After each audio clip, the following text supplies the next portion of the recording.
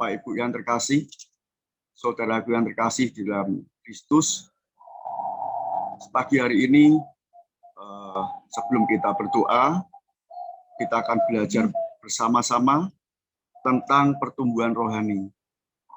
Bapak Ibu yang terkasih, ternyata di kehidupan ini banyak anak-anak Tuhan yang tidak bertumbuh dan dewasa di dalam Kristus.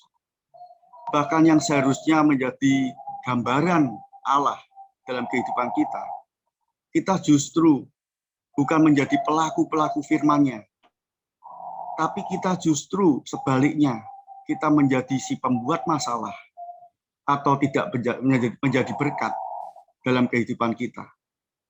Yang dimana dikatakan Kristus senantiasa mengharapkan kehidupan kita semakin bertumbuh di dalam Dia, bertumbuh di dalam kasih karunia, dan bertumbuh di dalam pengenalan akan Kristus. Itu yang menjadi dasar utama kehidupan kita, saudaraku. Nah, pagi hari ini, Rasul Petrus menjelaskan di 2 Petrus ayat 3:18 yang akan saya bacakan. 2 Petrus 3 ayatnya yang ke-18. Tetapi bertumbuhlah dalam kasih karunia dan dalam pengenalan akan Tuhan dan Juru Selamat kita, Yesus Kristus. Dari sini, saudaraku, Tuhan mengharapkan kita semakin dewasa di dalam Dia, mengembangkan karakter kita, karakteristik kita yang harus serupa dan segambar dengan Dia. Di mana yang Yesus punya, harusnya kita punya. Kristus memiliki karakter mengasihi. Dia Allah yang penuh kasih. Ya, seharusnya kita juga menjadi orang-orang yang penuh kasih, Bapak Ibu. Bukan orang-orang yang tidak ada kasih. Kemudian Tuhan Yesus memiliki karakter yang mengampuni. Ada pengampunan. Yang dimana saat ini kita sulit sekali untuk mengampuni. Bahkan kalau ada orang yang memusuhi kita, yang dikatakan di firman-Nya, ya Bapak Ibu semua, apabila kita ditampar pipi kiri kita berikan pipi kanan kita, itu tentunya bukan hal yang mudah sebetulnya. Tapi itu perintah, kita harus saling mengampuni satu dengan yang lain.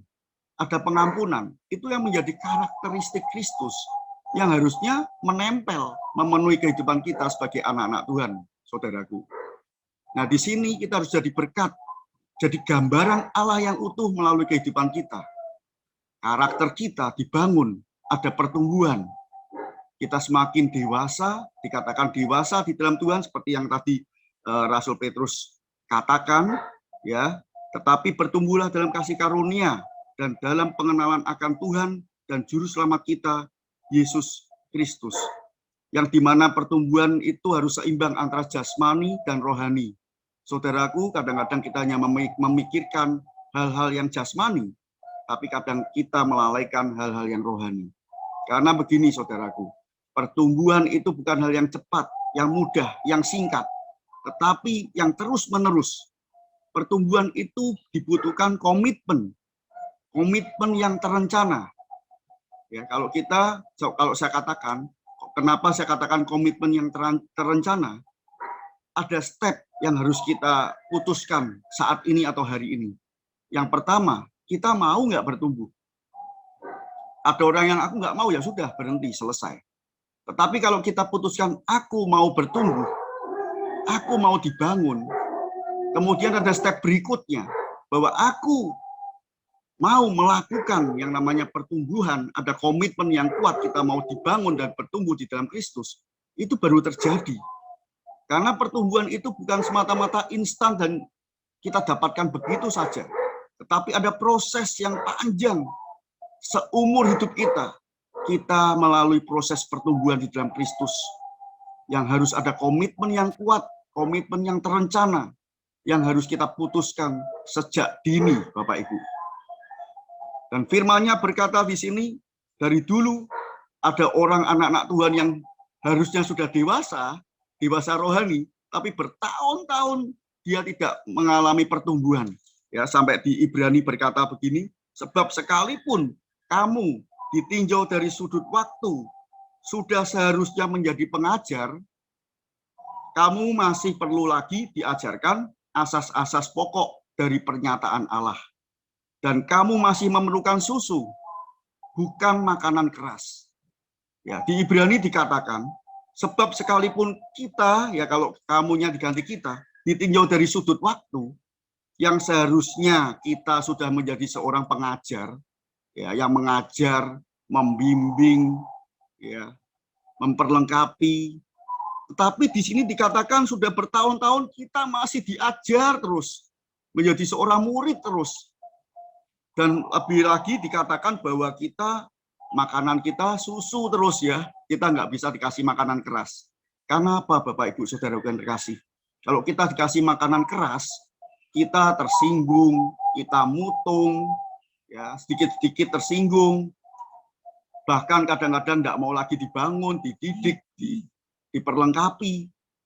Nah ini artinya apa? Kita nggak dewasa, kita nggak bertumbuh, kita menjadi anak-anak terus. Nah, sampai saat ini kenyataannya seperti itu.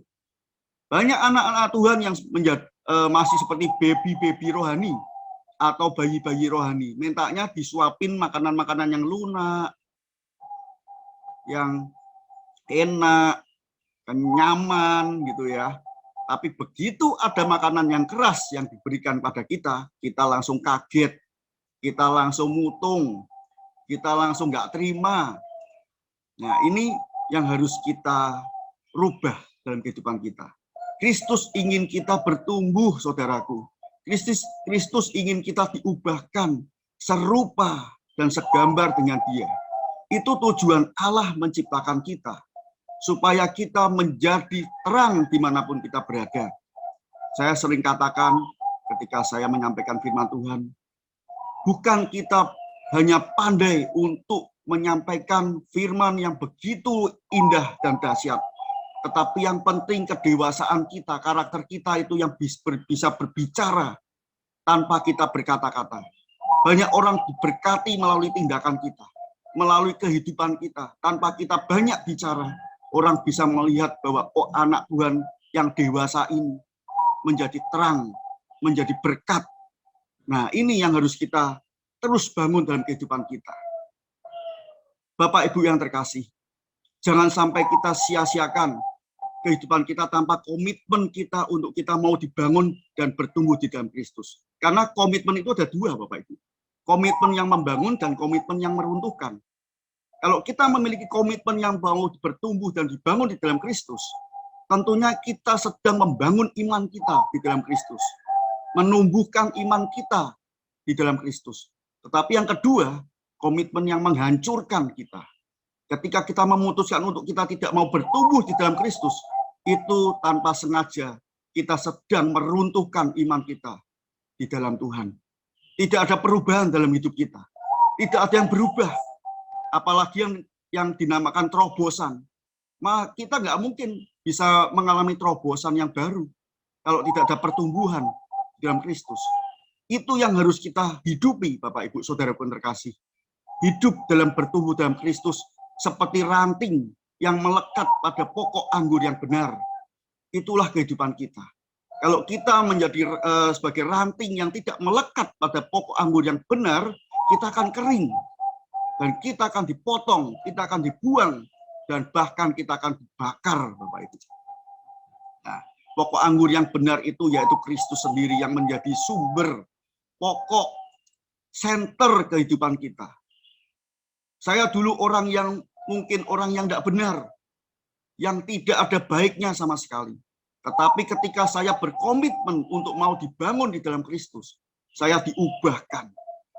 Saya tinggalkan kehidupan yang lama dan saya memandang ke depan.